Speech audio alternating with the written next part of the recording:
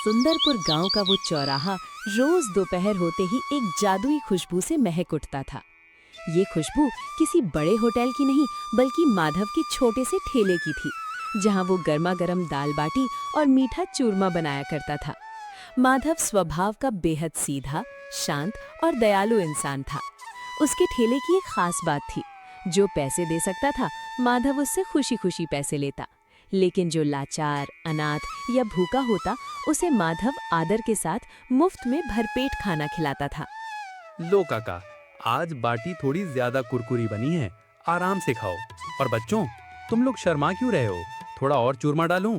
जब तक पेट ना भरे यहाँ से कोई नहीं जाएगा। जीते रहो बेटा, भगवान तुम्हारी रसोई हमेशा भरी रखे। आज 2 दिन बाद पेट में अन्न का दाना गया है। माधव की यही नेकी और उसकी बढ़ती लोकप्रियता पास ही के एक बड़े ढाबे के मालिक रघु और गांव की घमंडी साहूकार जगन्नाथ की आंखों में कांटे की तरह चुभती थी। रघु का ढाबा अक्सर खाली रहता था क्योंकि उसका व्यवहार खराब था। देख रहे हो मालिक, इस माधव के ठाठ। इसने चौराहे को मुफ्त का लंगर बना रखा है। इसके चक्कर में मेरे ढाबे पर कोई कुत्ता भी नहीं फटकता। सब इसी के यहाँ मुफ्त का माल उड़ाने आते हैं। उड़ने दे इसे हवा में रघु। ये भूल रहा है कि जो आटा, दाल और घी ये रोज खरीदता है, उसके लिए पैसे मेरे ही पास से उधार गए हैं। जब मेरा जाल बिछेगा ना, तो इसकी ये दानवीरता धरी की धरी रह जाएगी। बस सही वक्त का इंतजार कर। जहां एक तरफ पूरी दुनिया माधव की तारीफ करती थी, वहीं उसका खुद का घर किसी कुरुक्षेत्र से कम नहीं था। शाम को जब माधव दिन भर की थकान के बाद घर लौटता, तो उसकी पत्नी सुमित्रा बर्तनों को पटक कर अपनी नाराजगी जाहिर करती थी। आ गए सुंदरपुर के सबसे बड़े महाराजा। कहिए, आज कितने का चूना लगाकर आए हो अपने घर को? आज कितनी कमाई जेब में आई है, या आज भी पूरा ठेला दान करके खाली हाथ आ गए? अरे सुमित्रा, आते ही शुरू हो गई। शांत हो जाओ भाग्यवान। देखो, जो भूखा है उसे अन्न देना तो हर इंसान का धर्म है। जब हम दूसरों का भला करेंगे तो भगवान हमारा भला करेगा। भगवान भला करेगा, लेकिन ये जो पेट लगा है ना, इसके लिए राशन भी चाहिए। कल साहूकार जगन्नाथ का लठैत आया था। साफ साफ कह गया है कि पिछले 3 महीने का ब्याज और मूलधन नहीं चुकाया तो वे लोग तुम्हारा ठेला उठा ले जाएंगे। तब क्या खाओगे अपनी ये बड़ी बड़ी बातें? सुमित्रा की बातें कड़वी जरूर थीं, लेकिन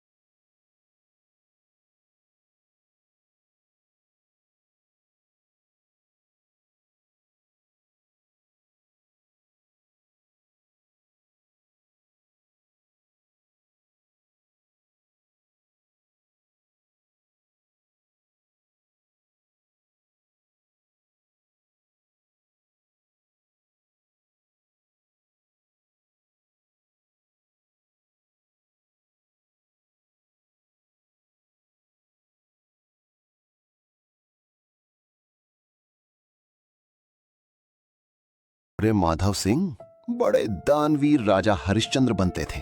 आज क्या हुआ? आज चूल्हा ठंडा क्यों पड़ा है? आज गरीबों को 56 भोग नहीं खिलाओगे? साहूकार जी, कुछ दिनों से धंधा बहुत मंदा है, हाथ बिल्कुल खाली हो चुका है। आप तो भगवान के रूप हैं, मुझे थोड़ा सा वक्त और दे दीजिए, मैं आपका एक एक पैसा चुका दूंगा। वक्त? बहुत वक्त दे दिया तुझे। अब मेरी बात कान खोल कर सुन ले। आज से ठीक 2 दिन बाद गांव की चौपाल बैठेगी। अगर तूने मेरा पूरा 50,000 रुपए का कर्ज नहीं चुकाया तो तेरा ये ठेला और तेरा घर दोनों में अपने नाम लिखवा लूंगा और पूरे गांव के सामने तुझे गधे पर बिठाकर घुमाऊंगा ताकि दोबारा कोई मेरे पैसे दबाने की हिम्मत ना करे। बहुत मजा आएगा, फिर देखना तुम्हारी मदद करने कौन सा भगवान आता है। इस भयानक धमकी और बेइज्जती की बात सुनकर माधव का दिल बैठ गया। वो अपनी साख और इज्जत बचाने का कोई रास्ता नहीं देख पा रहा था। वो पागलों की तरह भागता हुआ गांव के पास वाले घने जंगल में चला गया। वहां एक बहुत पुराना विशाल पीपल का पेड़ था। माधव उसके तने से लिपटकर फूट फूट कर रोने लगा। हे त्रिलोकीनाथ, मैंने क्या गुनाह किया था? क्या किसी भूखे को रोटी खिलाना इतना बड़ा पाप है कि मुझे सरेआम जलील होना पड़ेगा? परसों पंचायत में मेरी इज्जत की धज्जियां उड़ जाएंगी। मेरी पत्नी सुमित्रा कहां जाएगी? हे भगवान, मुझे मौत दे दो या कोई रास्ता दिखाओ। अगले दिन माधव ने अपनी पत्नी के कुछ बचे कुचे गहने गिरवी रखकर थोड़े से पैसे जुटाए और आखिरी बार राशन खरीदकर ठेला लगाया। उसने मन में पत्थर रख लिया था कि आज वो किसी को भी मुफ्त में खाना नहीं देगा, चाहे कुछ भी हो जाए। तभी दोपहर के समय वहां एक बूढ़े साधु और एक बेहद कमजोर लाचार बूढ़ी अम्मा आए। उनके पैर कांप रहे थे। बेटा, बड़ी दूर से आए हैं। 3 दिनों से अन्न का एक दाना भी मुंह में नहीं गया है। मेरी बूढ़ी पत्नी बीमारी से तड़प रही है। क्या हमें थोड़ा सा खाना मिल जाएगा बेटा? माधव ने मन में सोचा, नहीं माधव, भावुक मत हो। अगर आज खाना मुफ्त में दे दिया तो कल पंचायत में लाख चप्पलें चलेंगी। लेकिन जैसे ही उसने उस बूढ़ी अम्मा की आंखों में देखा, उसका सारा संकल्प बह गया। उसकी आंखों में आंसू आ गए। आइए बाबा, आइए अम्मा, यहाँ बैठिए। कल मेरे साथ जो होना है वो तो होकर रहेगा, लेकिन आज मेरे जीते जी आप दोनों यहाँ से भूखे नहीं जाएंगे। माधव ने आदर के साथ उन्हें गर्मा गर्म दाल बाटी और चूरमा परोसा। लेकिन यहाँ एक अजीब चमत्कार हुआ। वे दोनों बुजुर्ग देखने में जितने कमजोर थे, वे माधव के ठेले का सारा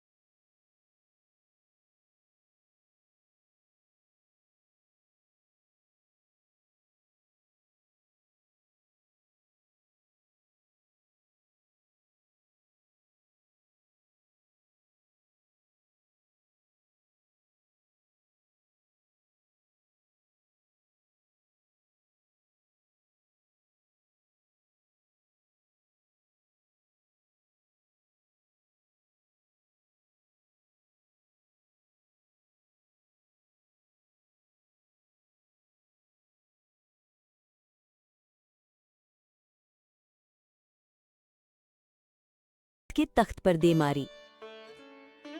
रुक जाओ, खबरदार जो मेरे पति को हाथ भी लगाया। ये लो साहूकार जगन्नाथ, अपने 50,000 और ऊपर से अपना पूरा ब्याज गिन लो। और आज के बाद अगर मेरे पति या हमारे ठेले के आसपास भी दिखाई दिए तो सीधे राजा के दरबार में शिकायत करूंगी। घर लौटकर माधव ने हैरान होकर सुमित्रा से पूछा, सुमित्रा, तुम्हारे पास ये सोने की ईंट कहाँ से आई? तब सुमित्रा ने सुबह का वो अद्भुत वाकया सुनाया। माधव, सुबह जब मैं गुस्से में उस साधु की दी हुई राख की पोटली को खिड़की से बाहर फेंकने लगी तो जैसे ही वो राख जमीन पर गिरी, वो धूल या मिट्टी नहीं बल्कि पलक झपकते ही शुद्ध सोने की बड़ी बड़ी ईंटों में बदल गई। मैं अपनी नासमझी पर बहुत रोई। वे दोनों बूढ़े कोई साधारण इंसान नहीं थे, वे साक्षात ईश्वर थे जो तुम्हारी परीक्षा लेने आए थे। माधव की आंखों से भक्ति के आंसू बहने लगे। उसी शाम जब माधव और सुमित्रा अपने घर के आंगन में खड़े थे तो अचानक आसमान में एक अलौकिक सुनहरी रोशनी चमकी। उस रोशनी के बीच में से उन्हीं दोनों बुजुर्गों की दिव्य और भारी आवाज गूंजी। माधव, तुम्हारी निस्वार्थ करुणा और सेवा भाव ने हमारी कठिन परीक्षा को पार कर लिया। तुमने खुद भूखा रहकर अपनी इज्जत दांव पर लगाकर भी दूसरों का पेट भरा।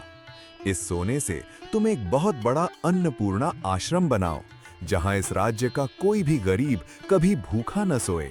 हमेशा याद रखना माधव, जो दूसरों का पेट भरता है, ईश्वर उसके भंडार कभी खाली नहीं होने देता। माधव और सुमित्रा ने घुटनों के बल बैठकर आसमान की तरफ हाथ जोड़कर नमन किया।